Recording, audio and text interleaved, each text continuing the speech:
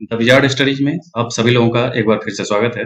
नानकाई गर्त अभी चर्चा में है क्योंकि जापान के मौसम वैज्ञानिकों ने नानकाई गर्त के पास भयंकर सुनामी और भूकंप आने की संभावना व्यक्त की है। तो आज के वीडियो में हम देखेंगे कि नानकाई गर्त कहाँ है और किस आधार पर इन्होंने ये घोषणा की। आइए देखते हैं।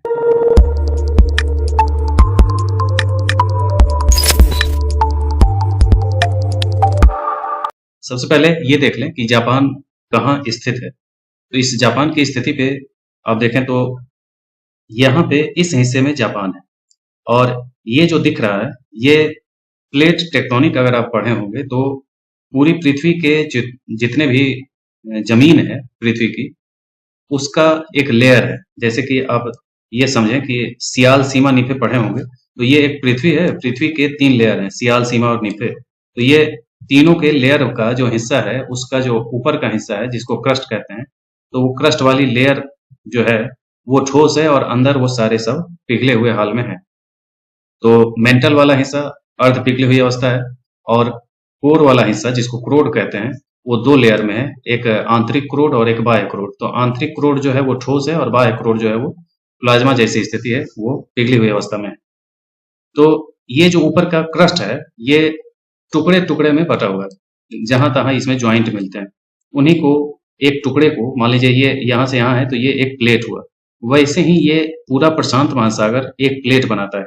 तो यहाँ देख रहे हैं प्रशांत महासागर लिखा है, ये प्रशांत महासागर है, ये यूरेशियाई प्लेट का हिस्सा है, ये अमेरिकी प्लेट है और उत्तरी अमेरिकी प्लेट, यहाँ ये दक्षिणी अमेरिकी प्लेट, ये ऑस्ट्रेलियाई प्लेट है जो न्यूजीलैंड के पास से होकर के गुजर रहा है। यही प्लेट यहाँ आगे बढ़ने पर भारत वाले हिस्से में पहुंच जाता है जो इंडो ऑस्ट्रेलियाई प्लेट कहा जाता है, यानी भारत को लेते हुए ऑस्ट्रेलिया को लेते हुए एक प्लेट है, तब हम इसको इंडो इंडियन ऑस्ट्रेलियाई प्लेट कहते हैं। अब मुद्दे को समझें कि वैज्ञानिक क्या कह रहे हैं। तो ये जो जापान है, इस जापान के पास एक ट्रेंच बना हुआ है। ये ट्रेंच इसी कारण से बनते हैं क्योंकि यहाँ पे ये ज्वाइंट है। इस ज्वाइंट की वजह से इस पूरे में आप देख रहे हैं कि चारों तरफ कोई ना कोई ट्रेंच बना हुआ है। तो यही ट्रेंच इसी के पास जापान में यहाँ पे ये देख रहे हैं, ये रेड लाइन जो दिख रही है इसी को नानकाई गर्त कह रहे हैं। तो ये भी एक ज्वाइंट का ही हिस्सा है। यहीं पे वैज्ञानिकों ने दावा किया है कि यहाँ पे भयंकर भूकंप और सुनामी आने की संभावना है। आगे देखें और समझें। प्रशांत महासागर में 2 टेक्टोनिक प्लेटों के बीच एक सबडक्शन जोन है जहां अतीत में बड़े भूकंप आ चुके हैं। सबडक्शन जोन कहा जाता है कि जैसे ये प्लेट है, ये जो लाइन देख रहे हैं ब्लैक कलर की जिसमें कोन बने हुए हैं, तो ये वो हिस्सा है कि जैसे कोई प्लेट है इस टाइप का और बगल का एक प्लेट ये है, 2 प्लेटें हैं, ये ज्वाइंट है। इस ज्वाइंट में ये प्रशांत महासागरीय प्लेट पश्चिम की ओर जाएगा, तो यूरेशियाई प्लेट ये जो है ये महाद्वीपीय प्लेट है, तो महाद्वीपीय प्लेट में ये घुस जाता है अंदर की ओर।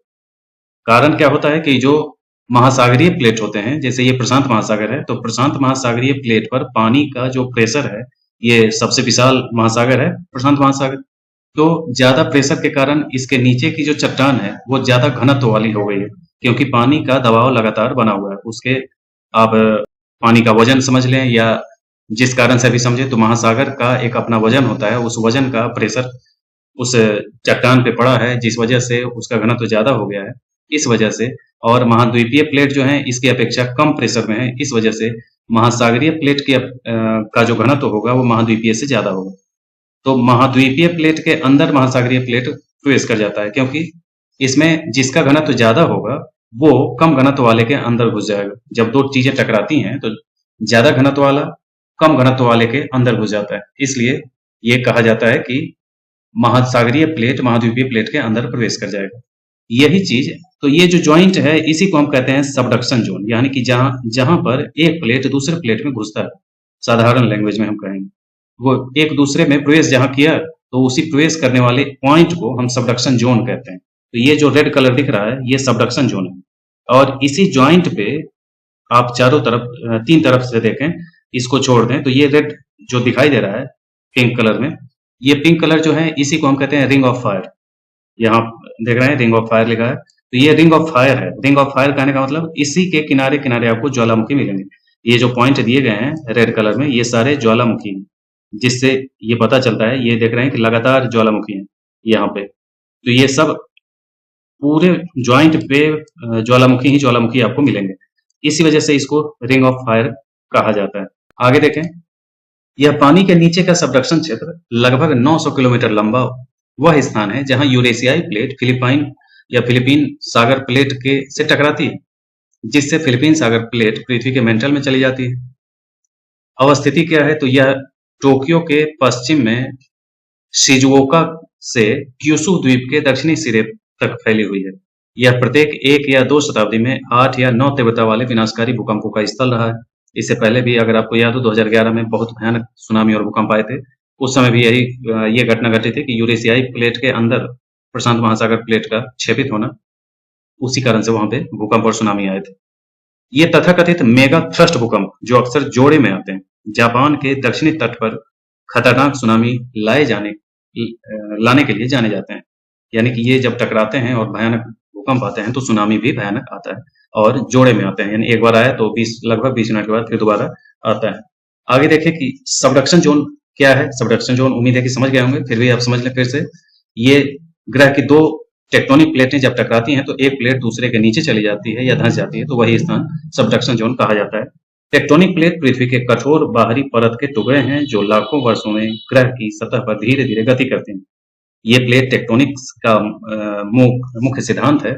यह सिद्धांत कि पृथ्वी के आवरण के कुछ हिस्से निचले मेंटल पर फिसलते हैं और अपने साथ महाद्वीपों को भी ले जाते हैं। यानी कि मेंटल जो है वो अर्ध पिघली हुई अवस्था है और उसी के ऊपर ये सरक रहे हैं।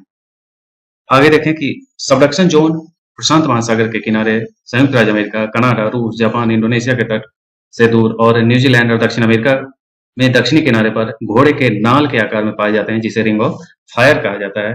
उसी को अभी आपने इसमें देखा है, इसे हम रिंग ऑफ फायर कह रहे हैं। ये जो पिंक कलर आपको दिख रहा है, इसी को कहते हैं रिंग ऑफ फायर। ठीक, तो यही है, ये पूरा का पूरा चारों तरफ ये रिंग ऑफ फायर है। आगे देखें, ये सबडक्शन जोन विश्व के सर्वाधिक भूकंपीय और ज्वालामुखीय रूप से सक्रिय क्षेत्र हैं, जो विश्व के 80% से अधिक सबसे बड़े भूकंपों और ग्रह के अधिकांश सक्रिय ज्वालामुखियों के लिए जिम्मेदार हैं।